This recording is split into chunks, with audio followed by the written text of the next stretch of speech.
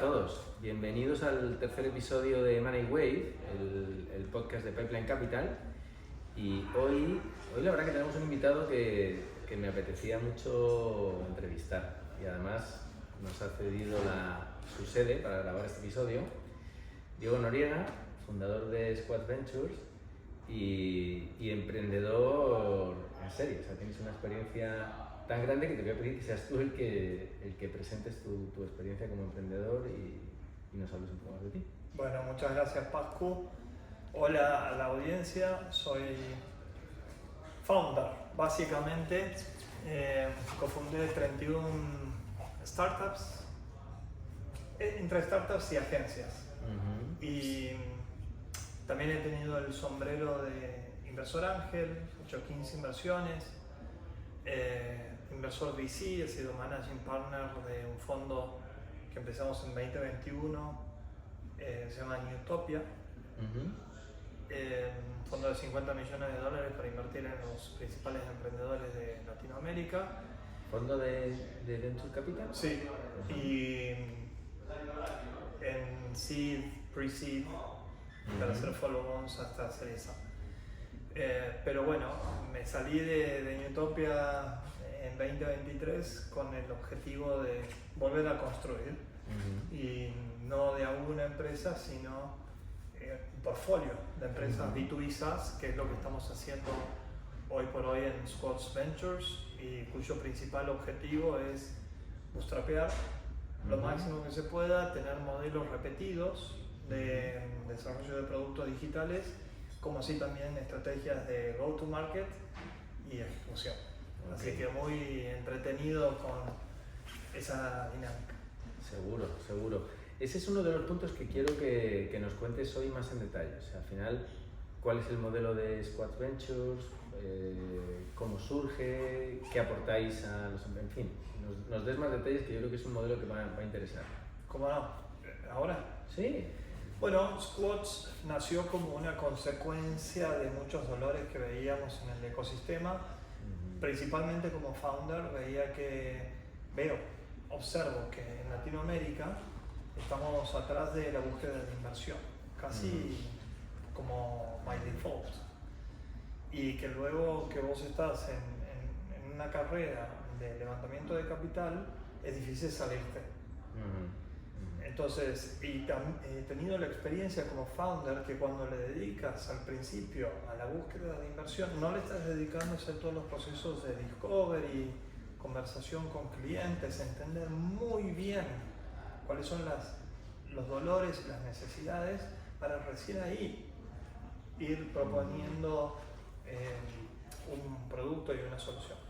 Y ese, por cierto, perdón que te interrumpo, pero es un punto muy interesante, porque luego nosotros mucho más adelante en el proceso, cuando vamos a buscar inversores, a veces, particularmente los gringos, nos dicen, pero si esta empresa es tan buena, ¿por qué es bootstrap? ¿Por qué no se financia mucho más para crecer mucho más rápido? Y es falta de entendimiento de esta dificultad que tiene la región. Sí, estoy muy de acuerdo. Creo que en alguna vez que conversamos, hablábamos de que Silicon Valley, el playbook, no es replicable en Latinoamérica. Pensemos, Paco, que Estados Unidos tiene 60 veces más inversión de VC per cápita que Latinoamérica. 60 veces. Israel, 120 veces. China, 8 veces.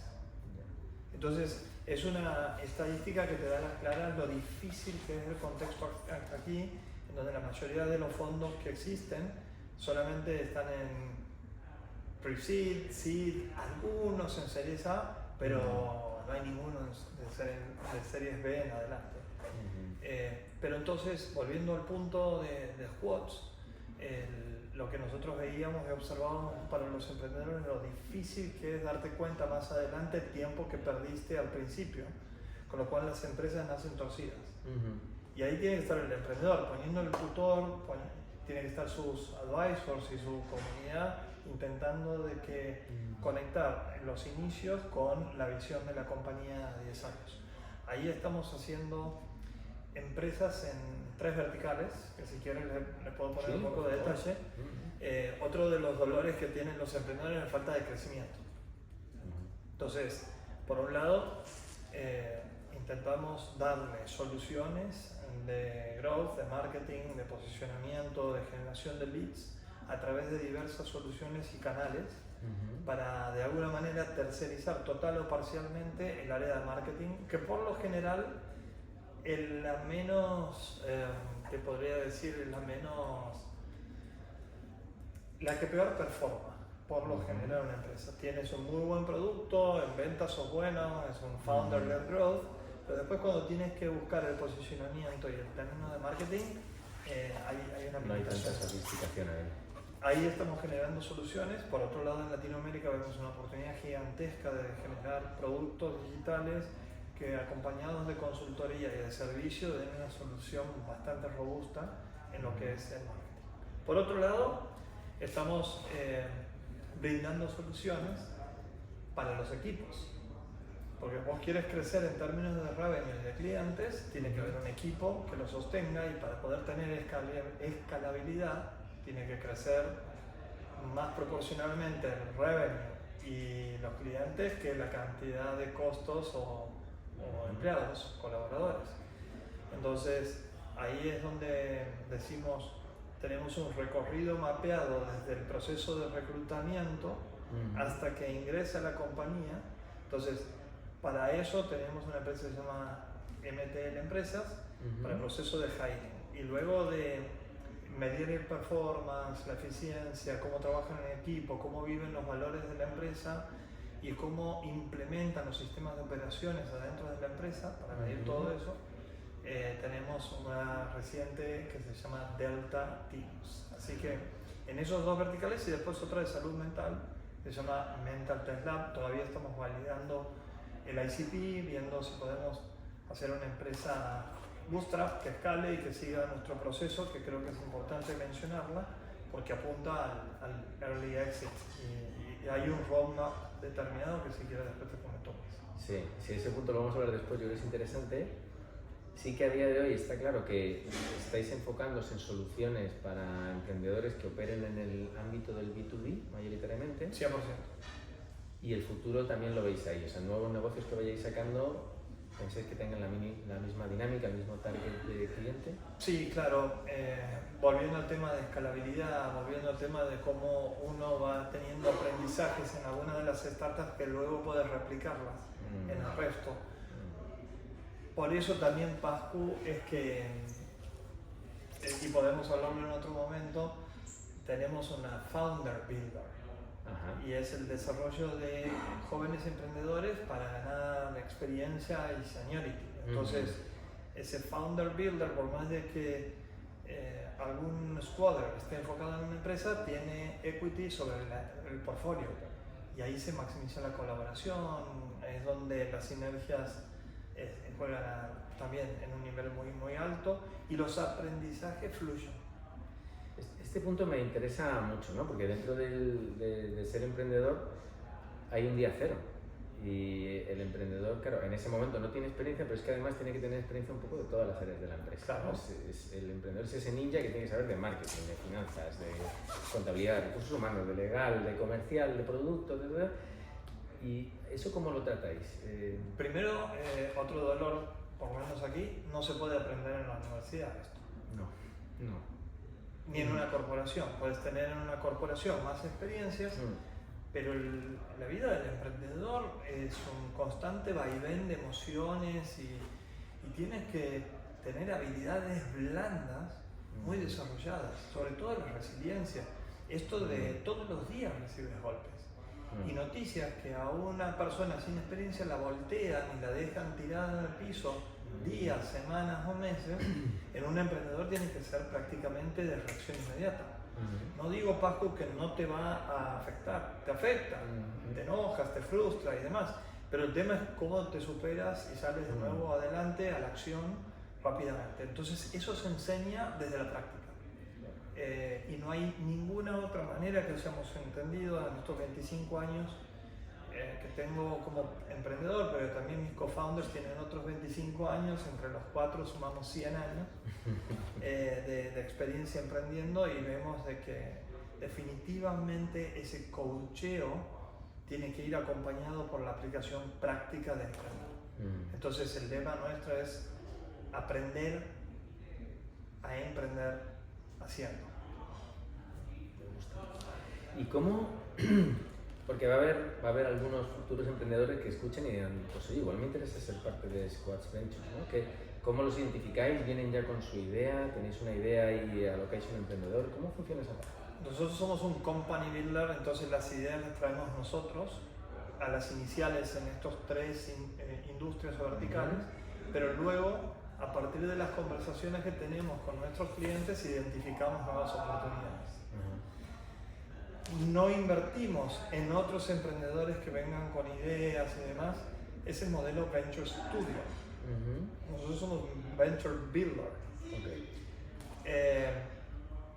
Por eso también es que el emprendedor ¿cómo lo identificamos? Tiene que tener determinadas actitudes y algunas aptitudes. Actitudes, bueno, esto es lo que hablábamos, ¿no? Contame cómo has salido adelante de tu peor fracaso. Contame cómo sos cuando estás frustrado. Contame cómo haces para vencer el síndrome del impostor y salir y publicarte todas las cuestiones estas que tienen que ver con tu crecimiento, con tus aprendizajes, cómo lo compartes con la comunidad. ¿Sos constructor de comunidad o no? ¿Te interesa o no te interesa? ¿Cómo sos colaborativamente con el equipo? Y también si disfrutas de lo que haces, ¿no? Entonces tiene que tener el ADN emprendedor muy metido. Si no, le decimos en los primeros 30 minutos, probablemente este no sea tu espacio, porque por otro lado, Pascu, el trabajo es muy duro. Yo trabajo 14 horas por día, 6 días a la semana. Me meto 80 horas, pero bajo las patas. Yo no sé cuántos jóvenes emprendedores, más de estas generaciones que están entrando en el mundo emprendedor, en sus 20s, tienen tantas ganas de meterle esas 14, 15 horas al día, de sacrificar el tema viajes. Está esa ilusión de que vos con la distribución y la vida remota puedes estar trabajando en una playa o como nómade. Esto no, así, las relaciones personales es lo que más potencia. Nosotros tenemos el modelo híbrido, donde vamos a la oficina 2 veces, estamos aquí, pero 3 veces a la semana uno puede dedicarse a tener reuniones afuera o tener la vida online. Entonces es muy sacrificado el emprender. Y por eso es que nosotros tenemos que identificar muy bien a aquellas personas que por lo menos van a estar en este camino 3 años. Tenemos 6 espacios en donde pueden ir creciendo y aplican al siguiente nivel en función del performance. El performance es la base de nuestro sistema. Si eso no funciona, no se ejecuta bien, y si no se ejecuta bien, no crecen las empresas. Es muy interesante porque cuando se habla de emprender no se habla tanto de esta parte. Y es fundamental. A la parte me refiero al esfuerzo, a las horas que hay que dedicarle, el compromiso, y también a la parte de resiliencia, de cómo encajar los golpes, cómo levantarte, cómo aprender de cada uno de los golpes, y esa parte se pierde. Porque el horario flexible, por ejemplo, está bien para organizarte todas esas horas que tienes que hacer, ¿no? No sé si son 12 o 14 al día o son 9 en el caso de... Pero son muchas, y eso yo creo que aplica no solo a emprendedores que estén con Squad, sino en general al emprendimiento. En general, totalmente.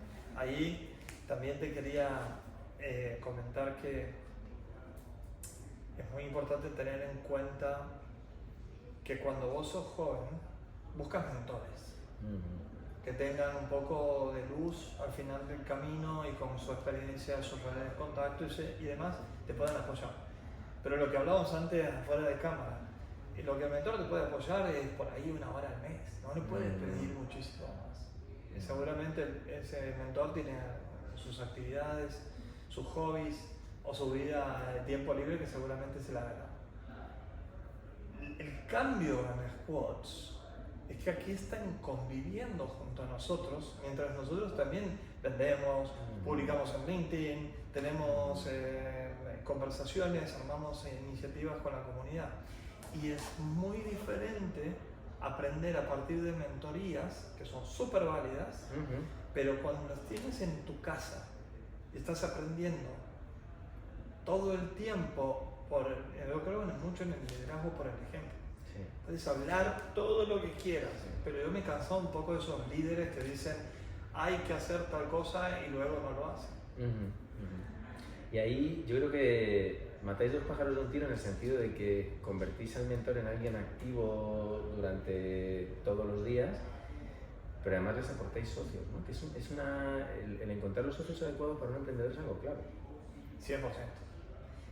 Quizás en mi orden de prioridades es el segundo tema. Primero es identificar muy bien el propósito, el para qué, y tener esa visión casi inalcanzable, ¿no? de lo que quieres lograr en tu vida, el impacto, en dónde, en qué sector. El segundo es con quién.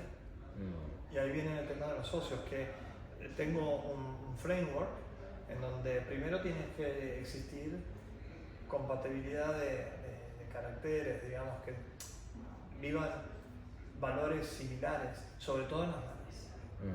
Y vos lo sabes muy bien, la pelea entre socios, porque en las malas no reaccionan de la misma manera. Y es donde el ego juega muchísimo y entonces empiezan juntos y luego empieza un camino como a separarse.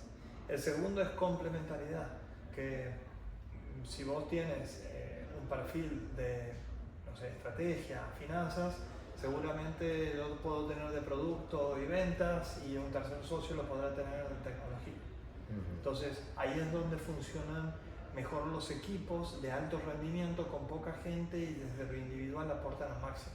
De hecho por eso se llama squads, pues son escuadrones chicos casi basados o inspirados en los Navy SEALs, que tienen que hacer misiones casi imposibles.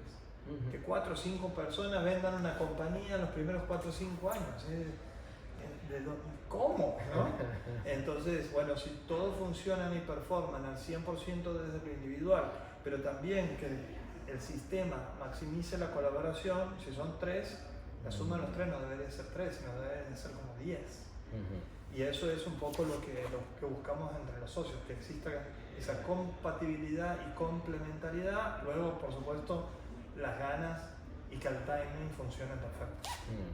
Sí, pero sí ponéis una base y un entorno que hace que las posibilidades de éxito de ese emprendimiento sean mucho mayores.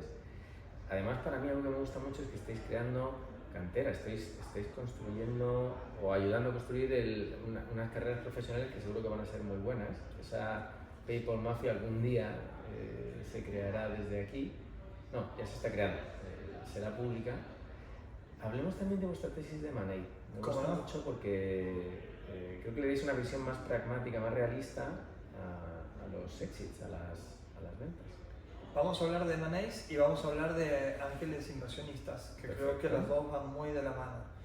Nuestra tesis es que el primer año estas empresas B2B SaaS, que es el software with a service, no as a service, porque el as a service es más que nada producto per se, pero el with a service te incluye consultoría, te incluye ejecución o implementación, que a nuestro modo de ver es lo que más se necesita en Latinoamérica, que no tiene tanta historia de uso del B2B SaaS, una realidad muy diferente a la de Estados Unidos, ¿no? Sí, pero así incluso en las empresas grandes de Estados Unidos, los Adobe, Salesforce, etc., necesitan después otro ecosistema que haga el servicio y que haga la implementación, porque si no se mueren, ¿no? Entonces, a otro nivel tiene todo el sentido, ¿no? Más con el tema de AI. Pero volviendo al tema de la tesis, estamos creando estas 20 empresas. El primer año deberíamos llegar a $100,000 de facturación anual recurrente.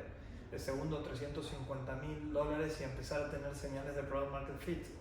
En el tercero deberíamos llegar al $1,000,000 de facturación anual y ya dice, si no estamos en product market fit, no sé qué nos falta, ¿no? Que tengamos un NPS muy alto. Bueno, ya estás viendo el crecimiento año contra año de triple dígito, estás viendo de que hay un producto muy robusto, estás viendo que hay un equipo chico pero que empuja esa facturación y señales claras de escalabilidad.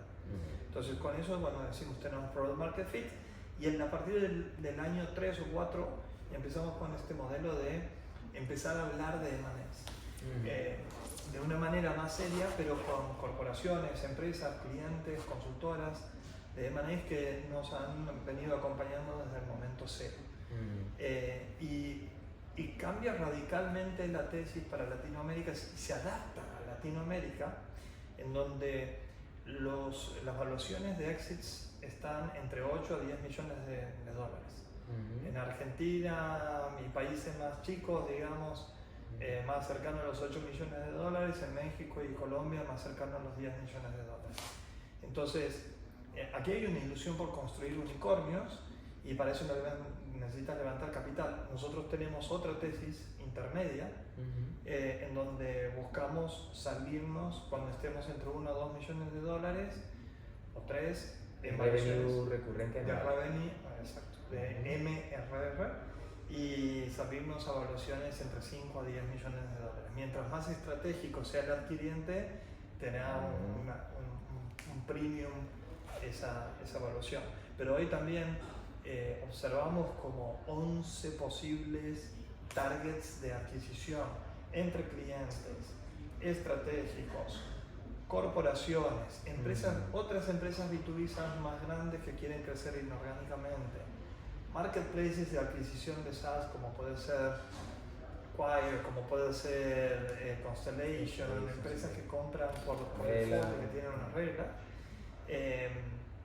como así también salimos en secundarias. O no vender una compañía individual, sino que vender un portfolio que lo puedes hacer ya como a private equity y demás, que mientras tengas facturación sumada de unos 10, 15, 20 millones de dólares, puedes aspirar a vender todo, por ejemplo, todas las empresas de marketing o todo el portfolio de las 20 compañías. Todavía no lo sabemos, pero lo que nos da este modelo es mucha flexibilidad. Entonces, apuntamos a ese exit by design, que es algo que yo no he visto. Creo que se habla muy poco, Pascu, de los M&As. Sí. Creo que los emprendedores crean startups solamente con la ilusión de crear unicornios, y en Latinoamérica se han creado menos de 60 unicornios en los últimos 30 años. Pero en el medio se han creado cientos de miles de empresas que lamentablemente han fracasado. Squads intenta ser una pizca de esperanza, un grano de arena que aporte ese cambio de mentalidad de hacer empresas más bootstrapeadas, más sostenibles, pero también con exits, porque a mí me ha tocado la suerte de tener un par de exits y me ha cambiado mucho la vida. Sí. Ahora hablaremos de ellos en tu experiencia, pero me parece clave ese punto por varias cosas. Una es que creo que igual cuando el emprendedor empieza así tiene la idea de vender, pero me parece que muchas veces es más romántica.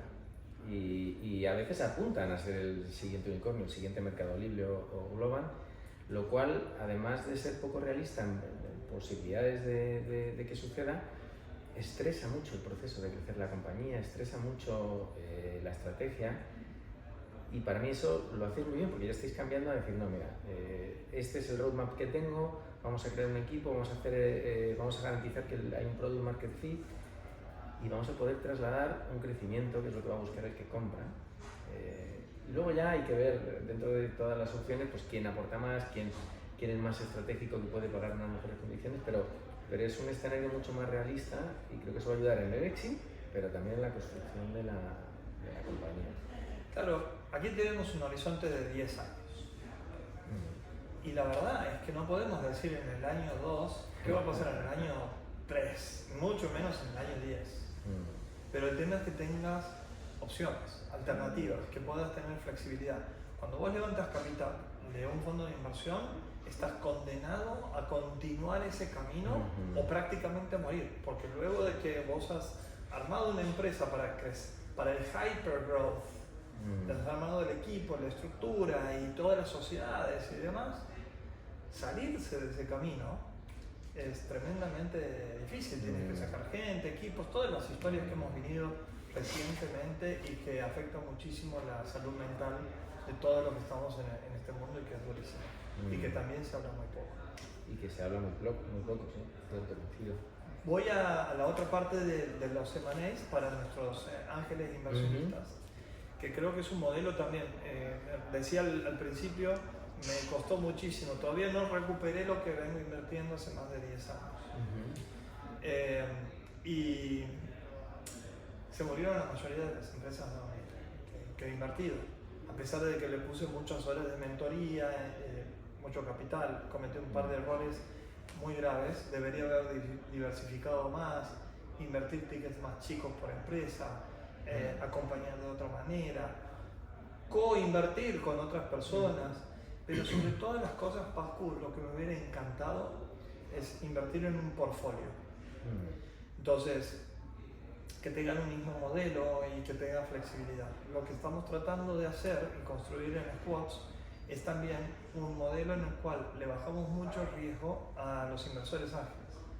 Ya saben, ¿no? Los inversores tienen, por definición, capital preferido, y entonces en los eventos de liquidez son los que primero cobran, luego de que se recupera todo el capital invertido, se empieza a ver una distribución de acuerdo al cartel. Entonces, lo que garantiza que con el primer exit, nosotros vamos a levantar $3 millones, no más de eso, porque no es necesario, es super bootstrap y vos ves los números, cómo van creciendo. Lo más seguro es que recuperen el capital todos nuestros 35 inversores ángeles. Y esto, ponerlo en un horizonte de 4 o 5 años, es algo que no existe como propuesta de valor a inversores en el mercado. Eso es lo primero, el tiempo de recupero de capital. Que si hablas con ángeles inversores y en función de nuestra experiencia, también me pasa lo mismo. Me hubiera fijado mucho más en cuáles son los niveles de riesgo que asumía, de acuerdo al modelo de negocio de la empresa donde invertí. El segundo tema es el múltiplo, el PVPI, como se dice, ¿no? Entonces, o el IRR, la tasa a la cual me va a retornar la tasa anual. Y el retorno ya ahí está visto no en función de una empresa que tiene, por definición, cuando me inviertes en una empresa, o te va mal o te va muy muy bien. Y los odds generalmente es que te vaya mal. 95% de las empresas no superan el valle de la muerte, entre otras estadísticas que conocemos. En cambio, si estamos evaluando un portfolio en donde podemos, de un portfolio de empresas saludables desde el día 1, algo que me ha dicho del playbook es que el primer año debería ser rentable y tener números en verde, aparte de seguir un playbook, ¿no? Entonces, vos tienes varias empresas desde las cuales podrías hacer exit y empezar a recuperar el capital primero y luego el múltiplo. Entonces, aspiramos a hacer un 3 o un 6x dependiendo de cuál sea el nivel de liquidación de nuestras empresas. El que esperamos y el que prometemos a nuestros inversores es $60 millones de exits en 10 años entre estas 20 empresas, pero no es lineal. No significa que va a haber exits, 20 exits de 3 empresas. Van a haber algunas empresas que vamos a cerrar, de hecho ya cerramos una de las 6 que tenemos. Van a haber empresas que se van a vender por el valor de los activos, alrededor de, no sé, $1 millón o menos quizás. Van a haber empresas que le va a ir bastante bien, que van a ser entre 5 a 10 millones de tesis, o van a haber bloques de empresas que se van a vender en conjunto. Entonces, capaz que, no sé, una transacción con un Accenture que te compra empresas por 3x cuando estás en una facturación anual recurrente de arriba de $10 millones, ahí ya tendríamos la mitad del capital que prometemos para nuestros accionistas. Y además con un riesgo bajo, ahí lo puedo contar desde mi figura de Angel Investor. Esa parte me gusta y la opción que hay de una rentabilidad más segura, si quieres, que en otro tipo de inversiones, eso también me gusta. Pero me gusta mucho y todavía no lo hemos tocado, ese ecosistema que habéis creado de inversores ángeles. Fíjate, Pascu, que lo que vos acabas de mencionar es la razón número 1 por la que los inversores ángeles están contentos y le sacan el valor a Squads. Aprenden con nosotros. Sí. Somos muy activos todos los meses, muy disciplinados a la hora de reportar. Otro de los grandes problemas del ecosistema emprendedor. Entonces, ya hemos pasado de una hora de reporting a tener media hora de reporting y media hora de discusión.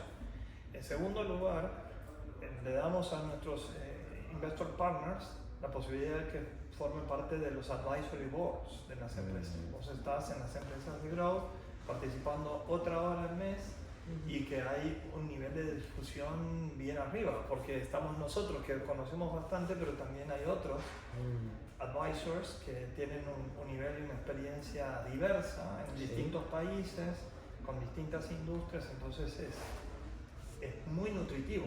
Yo me sigo a los 50 años y después de haber emprendido más de la mitad de mi vida, me sigo nutriendo de todos esos advisory boards. Creo que soy un privilegiado y espero que vos también sientas lo mismo. Y en tercer lugar, también mentorías que pueden ser a una empresa específica, a un tema específico o a un squad específico. Entonces, terminan valorando lo que se genere en el ecosistema. Por un lado, lo que acabamos de describir, por otro lado, en el desarrollo de la comunidad. Organizamos permanentemente eventos presenciales y online que ayuda a estos investor partners a contar un poco, conectar con el ecosistema, desde qué lado están aportando, ¿no? Entonces abre puertas, genera lazos estrechos con pares, con gente común, etaria, edad, geografía diversa, pero en términos de vidas, digamos, y propósitos similares. Quieren ganar dinero, pero generando un impacto en la sociedad. Sí, porque ese punto, los dos son muy importantes, pero el primero nos une a todos con un interés más allá que sería un club o algo en el que participa simplemente por hacer networking. Aquí va más allá, tenemos un interés común en el que hemos apostado todos, ¿no? Y eso como que nos da más implicación. Ahí para sumar, hay muchos clubes de ángeles inversores, pero aquí la diferencia es que los clubes de ángeles inversores por lo general son de una universidad o de una ciudad. Aquí estás vos, que sos español y vives en Estados Unidos, y luego está Harmut, que vendió su empresa B2B SaaS en Ecuador, y luego está Cristian, que tiene varias inversiones hechas en Chile, y te complementas con Tatiana, que todavía la sigue peleando en una AdTech colombiana y centroamericana. Entonces, esa diversidad es fabulosa a la hora de la nutrición y que le termine siendo una parte muy importante como de la propuesta de valor al inversor. Especialmente porque en LATAM veo que cada vez más hay pequeñas multinacionales que son exitosas en su país y entonces necesitan de hacer ese vínculo, de crecer en otros, y entonces cada vez sucede más y a mí esa parte me aporta mucho. Pero bueno, volviendo un poco a ti, también queríamos no solo hablar de Squash en este podcast, sino también de ti como emprendedor. Hay una parte que me interesa, o sea, si habláramos de toda tu experiencia íbamos a estar demasiado tiempo, pero igual vamos a centrar en la parte de manejo. Yo creo que has tenido algunas experiencias como emprendedor, liderando un proceso de venta de tu compañía y de integración. Yo de la que más sé es cuando vendiste a eBay, pero no sé cuál quieres comentar hoy.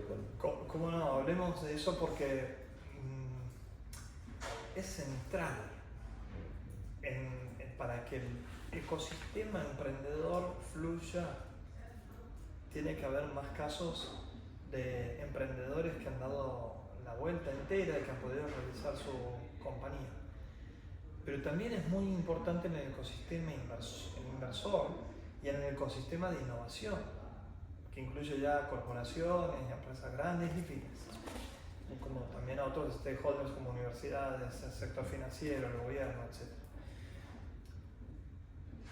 Cuando un inversor realiza su capital, atrae a muchos otros inversores a que entren, porque los retornos suelen ser más altos. El problema está cuando este capital invertido se va a la basura. Entonces, repito que Squads espera ser un vehículo en donde recupere más rápido el capital y luego tenga una buena inversión y que traiga más inversores en venture, que como dijimos, Latinoamérica tiene una gran necesidad. Los M&As son clave y no se habla prácticamente nada.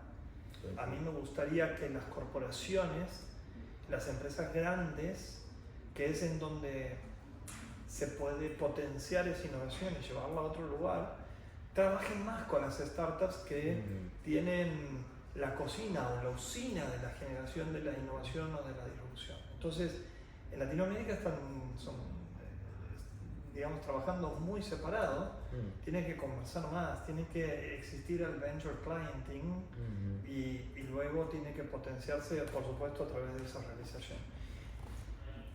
Pero volviendo al caso que me preguntaste al mío de M&A y de la integración, te tengo que decir que he tenido muchísima suerte de haber estado en el lugar correcto, con la gente correcto, mentoreado y apalancado por la gente correcta. No me puedo olvidar y no puedo dejar de mencionar Endeavor. Endeavor, por algún error en su sistema de selección, me eligieron a mí en el 2009 y en el 2010 hicimos un viaje de muchos emprendedores de todo el mundo, éramos como 300, a Silicon Valley. El Endeavor Silicon Valley Tour nos llevaron a 5 grandes compañías del 2010. eBay, Facebook, Google, Microsoft y había una que estoy aquí. Cuando me llevan a eBay, bueno, yo tenía una empresa de clasificados online que había cofundado con otros 3 co-founders, estaba en los momentos iniciales y le dije, ustedes no tienen presencia en Latinoamérica, vamos a hacer juntos una empresa que tenga el 1 o si no es el 1 tendrá el 2, pero va a estar muy, muy arriba. Sí, ahí en la reunión te animaste tú a... Era un escenario de 300 personas y literal ni siquiera levanté la mano, me paré en el momento que vi el slide que mostraba cuál era la posición de eBay en todo el mundo y Latinoamérica estaba apagada, era la única región en el mundo que no tenía participación. Ay, perdón, esa es una oportunidad grande que tienen los emprendedores en la TAM. Hay mucha compañía que tiene presencia en Norteamérica, presencia en Europa, quizá algo en Asia, y es importante tener presencia aquí. Lo que pasa es que no es fácil. Para ellos desde fuera, Sí.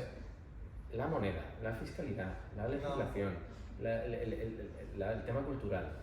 Pero ahí es donde entramos nosotros los emprendedores a jugar un partido fundamental, y es el de dar confianza. Cierto. Y el de atacar oportunidades, es el de ir y tocar las puertas de estos eBays que existen en el mundo y que quisieran crecer a un mercado de 600, 700 millones de personas, totalmente dividida y compleja por 20 y pico de países y normativas diferentes, con cambios políticos y vaivenes económicos. Entonces, si vos tienes una tarea como emprendedor de ir a vender, porque vos sos el jugador clave para que esa empresa global venga a la región. Entonces, está la oportunidad de que ofrezcas todo tu activo construido, tu empresa, pero también un plan de continuidad, y que esa es la parte de integración. La propuesta de eBay no era de que nos compren ni nada. Lo que le llamó la atención a eBay es que yo al principio buscaba una inversión del lado de ellos.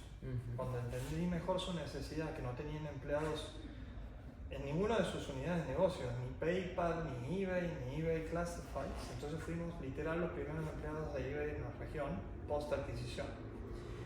Y el plan que teníamos a 3 años era de, número 1, intentar comprar Mercado Libre.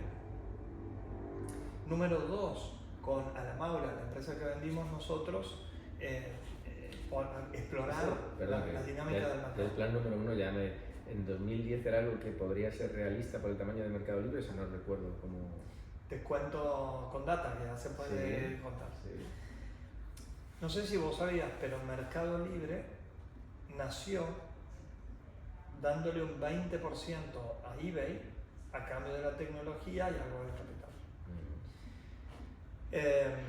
Con el tiempo, por lo menos cuando yo estaba, estamos hablando del año 2011 a 14, eBay intentó comprar Mercado Libre y yo era parte del equipo de estrategia que analizábamos todo esto. Y ver así, sí, compremos y hagamos el máximo esfuerzo porque creía en esto, ¿no? Que era una integración totalmente necesaria.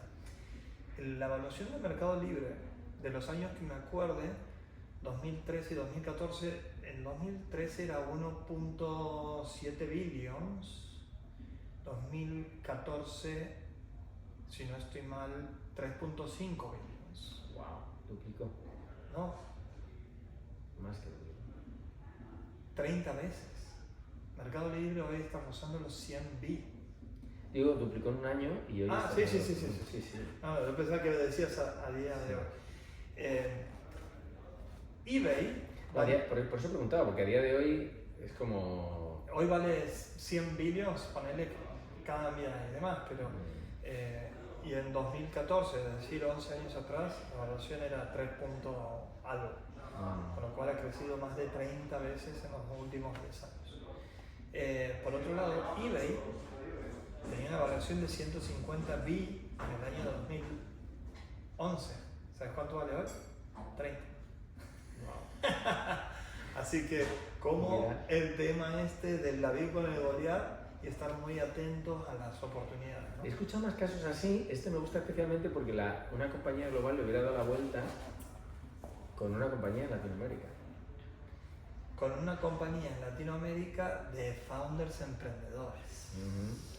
No eran corporaciones, es alguien que a través del comercio ha visto una oportunidad y luego se metieron en la parte financiera. La parte financiera es la que ha hecho que Mercado Libre, a través de Mercado Pago, escale tal cual hizo eBay con PayPal, ¿no? Entonces, bueno, tuve mucha suerte de haber estado en este lugar, pero para nosotros, los 4 co-founders de Alamaula, también era un plan de 3 años increíble para el desarrollo de carrera.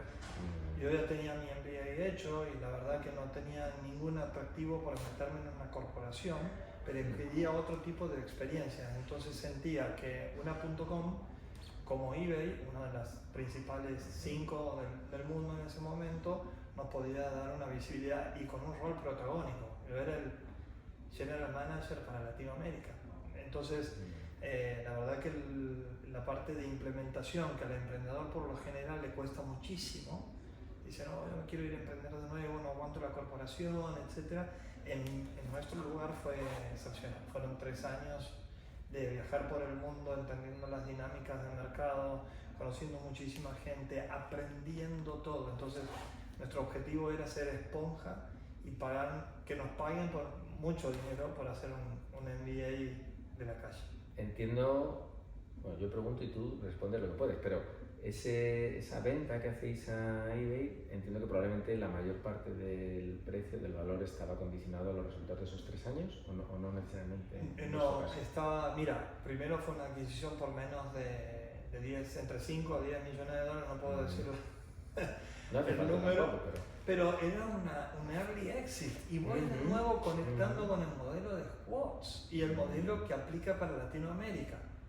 Y te tiro una estadística más, el 40% de los M&As que se hacen en Latinoamérica están hechos por empresas que no son de las regiones, es decir, quien adquiere es de Estados Unidos, es de Europa, es de... En nuestro caso, el 70% de los inversores, de los compradores con los que hablamos, son de fuera, sí. Ahí está. Estados Unidos, Europa. Entonces, 70 por lo menos, sí. Viendo esto como un early exit, creo que a nosotros nos ha cambiado muchísimo la vida como emprendedor, para siempre. Nos ha validado, aparte de dado el capital. Respondiendo tu pregunta, era 50 y 50. El 50% era upfront, después de una negociación durísima. Sí. Y que me la acuerdo al pie de la letra. De hecho, mi post más grande en LinkedIn, que tiene, no sé, como 360.000 impresiones, 3.500 comentarios, es una locura fue recordando la negociación, cómo tuve que cambiar en 3 horas el plan de negocios y proponerle al presidente de eBay Classifieds, le había ido a proponer en Nueva York la inversión y me dijo, no me gusta nada ese modelo de negocios, tienes 3 horas para cambiar por una adquisición. Entonces lo hicimos y relaté esto en ese post y que fue... Buscaré el post y lo pondremos junto con el podcast. Dale, está dentro de mi LinkedIn en los destacados. Sí, ahí lo encuentro fácil, lo encontráis fácil. Es un punto fundamental ese, porque la verdad que las negociaciones son difíciles, son muchos detalles y especialmente son difíciles al final, cuando nos acercamos más al SPA, o sea, ya hemos pasado la LOI, ese acuerdo inicial que parece que ya lo tienes todo hecho, pero en realidad no, porque el diablo está en los detalles.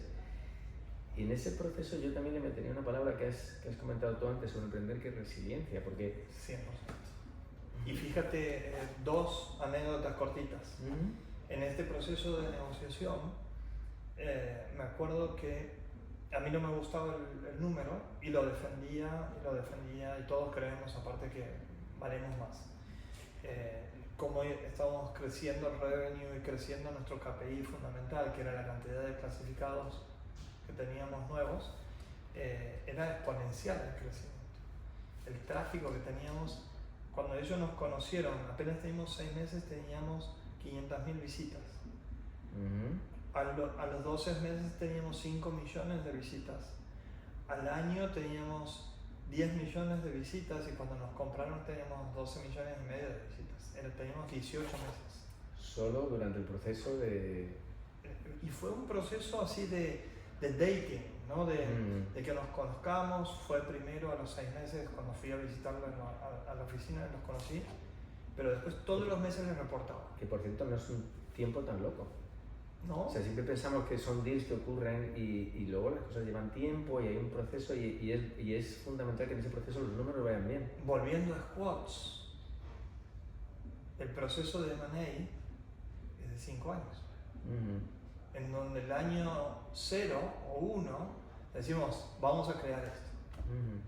Y vamos por lo general a contarnos los estratégicos. Lejos de la estrategia que ha sido un emprendedor, no, a los estratégicos no le digas nada porque te van a matar y van a hacerlo ellos.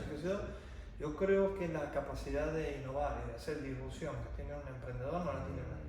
Incluso de ejecución en todo ese escenario. Definitivamente. A base de esas 10, 12, 14 horas que comentabas. Esa es la... Definitivamente, es el doble. Pero has mencionado un punto que me interesa mucho que compartas, que es verdad que como emprendedor, una vez que has hecho un éxito exitoso, te pone en otra... En otra dimensión, ¿sí? Te consagra de alguna manera. Sí. Definitivamente es así, que tiene sus ventajas y desventajas. La ventaja principal es cómo te ve todo el ecosistema. Te ve como que sos un emprendedor top, de primera línea, te has validado, lo validado de la empresa que te has comprado, has pasado el due diligence y ese proceso tan difícil de manejo. Te genera una activación de tu riqueza, que es importante también para tu proyecto como emprendedor. Te da una tranquilidad de no preocuparte más por dinero y empezar a trabajar más por propósito, y eso es lo que hacemos en Squads. Pero también tiene una connotación negativa que por lo menos me pasó a mí, que esto que te valoran tanto y muchas veces sobrevaloran desde afuera, desde la prensa, los Forbes y otros, desde las organizaciones, y te llaman para ser speaker en todas las conferencias, etc. Yo me la creía que era un gran emprendedor y siempre había emprendido desde la humildad, y cuando me tocó emprender de nuevo, cuando me fui de eBay, la verdad es que emprendí desde el ego. Quería volverme a validar y seguir en la cresta de la ola, y creo que eso es extremadamente peligroso. El emprendedor todo el tiempo tiene que tener los pies en la tierra, la cabeza ya que pueda volar lo máximo posible, ¿no? Pero he encontrado más veces con emprendedores que no solo han sido exitosos vendiendo, sino que además ha sido una venta muy pública. Y inevitablemente eso te genera repercusión, gente que te adula, y además en nuestra mentalidad competitiva dices, pues la siguiente... Literal, yo quería hacer eso, ¿no? Había vendido una empresa en millones de dólares y quería vender la siguiente entre decenas y centenas de millones. Pero ya no necesidad, ya era por más y hacerlo más grande y más... Probablemente tampoco por egoísmo o por avaricia, sino simplemente por retarte a ti mismo, pero es un juego peligroso. Yo sí creo que es por ego. Sí, ¿verdad? Sí, porque si fuese por competitivo tendrías en cuenta otros factores.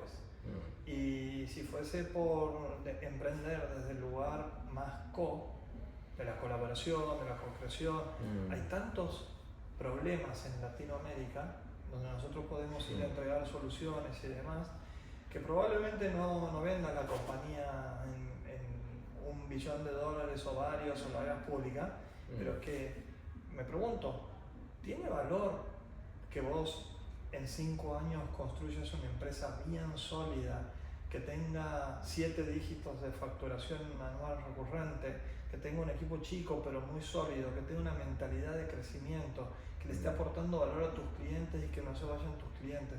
¿Tiene valor eso a la sociedad emprendedora, a la sociedad, a la industria donde estás generando un impacto?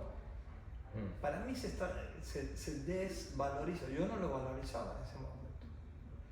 Y creo que me confundí con los golpes. Tampoco hay un libro de qué hacer post-exit.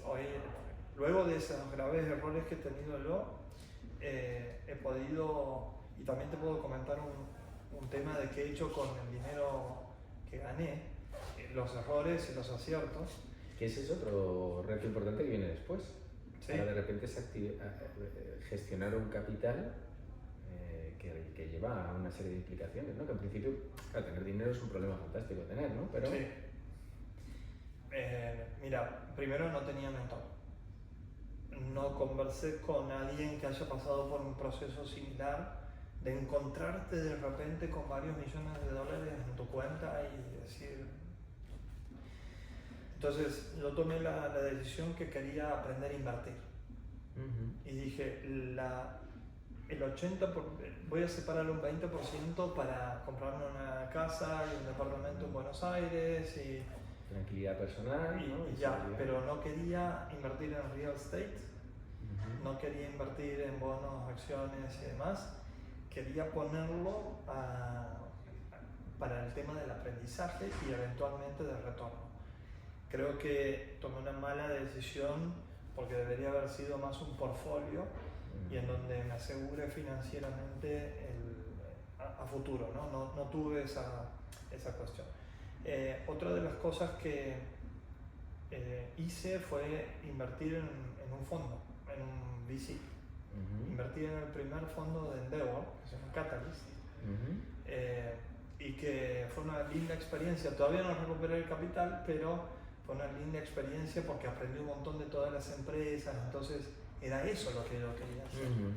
Me sirvió mucho más invertir en un fondo como Endeavor que invertir individualmente en startups. Aquí aprendía de a 20, 30 empresas, en cambio en las otras era individualmente. Y el tiempo que le dedicaba era prácticamente lo mismo, a un individual o a todo un portfolio. Entonces, y no lo hice asociativamente. Debería haberme asociado con otros ángeles inversores para decir, bueno, vamos a armar un club o un capital común, o vamos a estudiar empresas, nos vamos a recomendar unos a otros. Sí, ahí al menos no son mentores, pero por lo menos son pares. Claro. Y que es muy importante. Hoy los ángeles inversores tienen que buscar esos pares que están haciendo sus inversiones, que ya la han investigado, que ya han conversado con emprendedores, entonces tiene mucho más escala. Claro. Yo tuve que hacer un esfuerzo gigantesco para estudiar 1500 empresas y solamente invertir en el 1%, 15, que es un ratio a mi modo de ver bajo, pero porque no tenía suficiente información, no me daba la confianza, y sí hacía, bueno, la parte de devolverle el ecosistema, que era darle feedback a las 1500 empresas con las cuales tuve ese proceso. Pero para cerrar este bloque, Pascu, creo que como emprendedores tenemos una gran obligación, sobre todo si nos ha ido relativamente bien, y es pay it forward, devolverle un poquito no podemos hacernos a un lado y cruzar los brazos. Aparte, yo quiero... Es que te iba a decir, yo creo que muchos de los emprendedores cuando llega a ese punto les sigue apeteciendo estar, ¿no? O sea, si verdaderamente sos emprendedor, el bicho lo tienes muy adentro, metido en la panza, en el estómago, que te va a dirigir algo que tengas, que te responda a una pasión, que te dé esa fíjate que con nuestros clientes, cuando están en proceso de venta, nos encontramos mucho más el lado de dar una seguridad personal, familiar, y luego hacer más cosas, que ya dice, no, quiero desaparecer del mundo, irme con un yate a viajar. Eso casi ningún caso tenemos, ¿eh? Y es porque...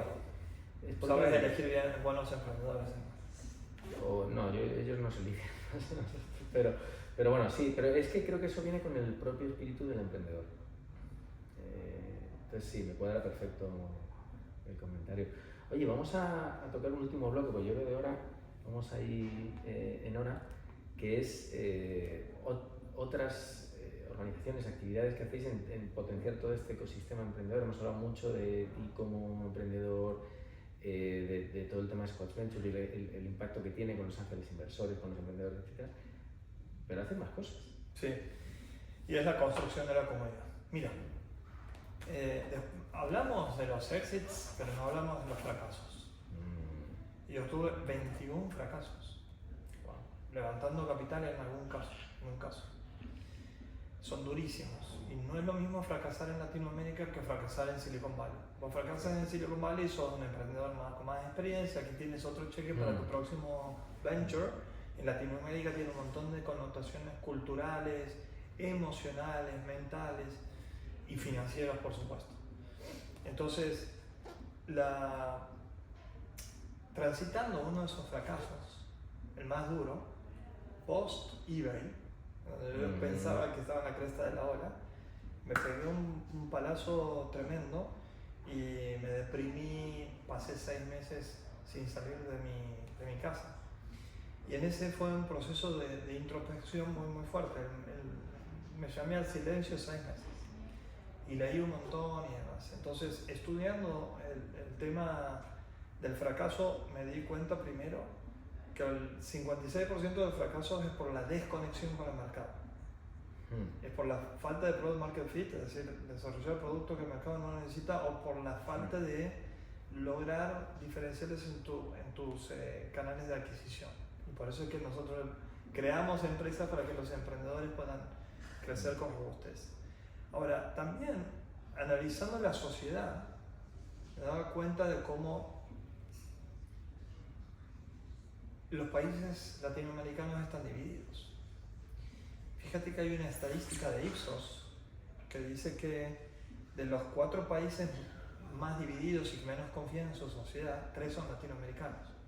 Wow. El primer país es Serbia, 93% no confía en su sociedad, en sus vecinos, en sus socios, etc. El 92% de los argentinos, 90% de los chilenos y peruanos también pasa lo mismo. Entonces, no tenía ese dato. Después te mando, es interesantísimo. Lo hizo la Ipsos para la BBC de Londres. La pregunta que te hago, Pascu, ¿hay emprendedores exitosos en sociedades fracasadas? Muy difícil. Hay, pero es difícil. Tienen muchos retos porque si la sociedad está fracasada, el emprendedor es solo muy difícil que triunfe. Supongamos que el emprendedor es exitoso. ¿Qué debería hacer ante una sociedad fracasada? En la medida de su influencia, que va a ser más que la del común, ayudar a crear cierto ecosistema que permita que esa sociedad, al menos en su ámbito, evolucione. Bueno, eso es lo que buscamos como modelo de negocios. Uno de los 5 valores que tenemos, todos los valores se empiezan con la palabra construir. Somos builders. Construir el valor, que crezca revenue, si no, no hay empresa. Construir confianza. Fíjate de nuevo lo que estábamos hablando recién. Construir equipos. Construir comunidad y construir felicidad. Decimos build joy, ¿no? El disfrute. Si el emprendedor no está disfrutando este proceso, está en un lugar equivocado. Entonces, el construir la comunidad es tremendamente importante y tampoco se habla tanto de ese tema. No. Uno va generalmente a las iniciativas o a los eventos de comunidad a ver qué puedes sacar. Y la dinámica es diferente, qué puedes aportar vos. Y que luego, cuando la comunidad esté evolucionada, es cuando vos, que has sido el principal motor, luego te corres a un lado y ya tiene giro propio.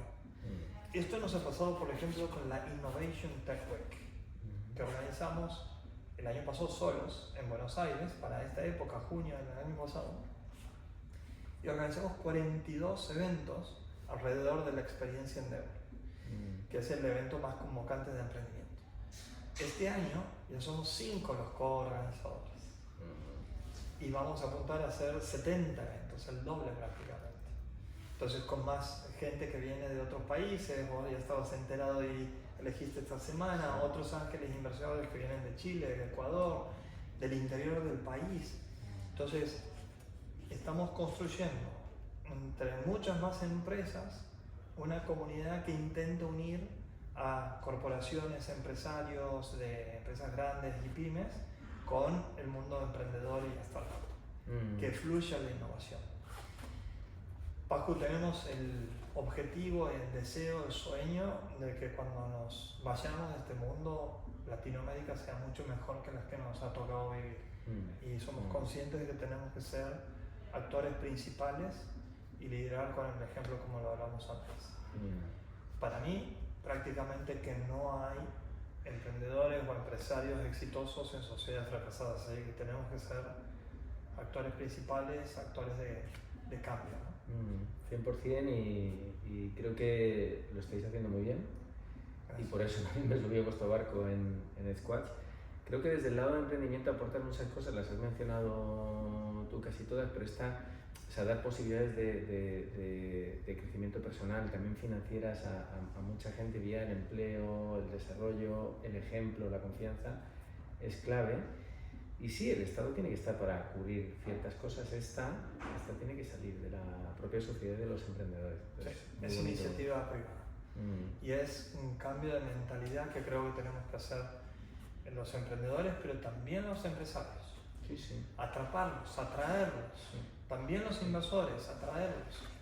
Fíjate que hubo una inversión muy grande de inversión ángel y después ha ido bajando y empieza a haber un punto de inflexión para arriba.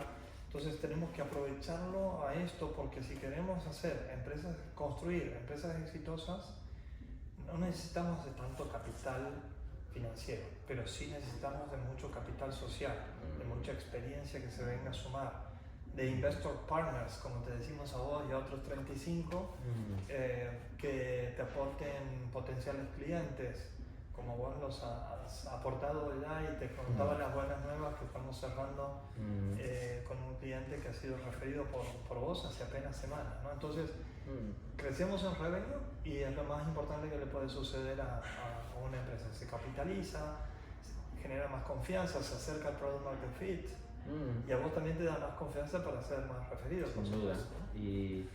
Y a lo mejor es por ir viendo cómo esas pequeñas acciones que haces luego en un futuro te devuelven, aunque no sea tan directo como pensabas en la inversión, que en vuestro caso va a ser también, pero pongo el ejemplo de el network de coinversores. Ya, además de haber estado en ese network, ya participo con un par de ellos en otras cosas que nada tenían que ver y que no esperaba, pero van sucediendo, ¿no? Entonces a veces les ayudaré, otros me ayudarán, así se va creando un poco ese ecosistema. Te agradezco mucho, Paco, porque sos muy generoso con tu tiempo, con tu conocimiento, con tus contactos. Te has puesto en riesgo tu reputación al ofrecernos referirnos personas no es un riesgo, es lo contrario, a la vez me ayuda, pero sí, no, es una experiencia muy buena. Yo creo que ya estamos en tiempo, hemos sacado temas muy interesantes, ya daría para hacer varios capítulos del podcast, ¿no? Pero solamente de hablar de fracasos podríamos tomarnos un día entero, ¿no? Tomé nota mental, Tomé nota mental, porque ese sí que me parece un tema interesante. No lo hemos tocado hoy, pero lo vamos a tener que tocar. Sí. Primero porque son una realidad y segundo porque se aprende mucho de ellos. Entonces, pero bueno, yendo a cosas más positivas, muchas gracias por tu tiempo y nada, vosotros gracias por estar ahí, por escucharnos. Vendrán más capítulos y seguir a Diego, que dice y enseña cosas muy interesantes. Muchas gracias. Gracias a todos. Un abrazo a todos.